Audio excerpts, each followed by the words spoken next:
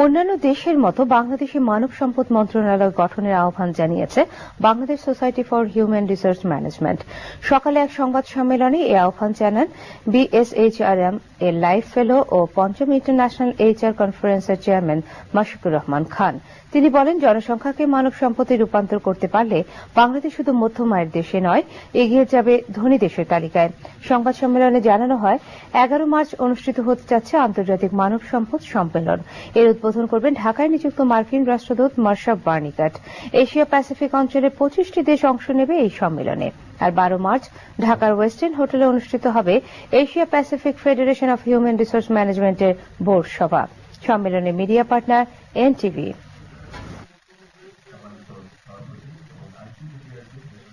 আমরা যদি এই জনসংখ্যাকে প্রকৃত অর্থে মানব সম্পদে রূপান্তর করতে পারি, তাহলে কয়েক বছরের মধ্যে বাংলাদেশ একটি মধ্যম আয়ের দেশ শুধু নয়, একটি ধনী দেশের কাতারে অন্তর্ভুক্ত হবে বলে আমরা বিশ্বাস করি।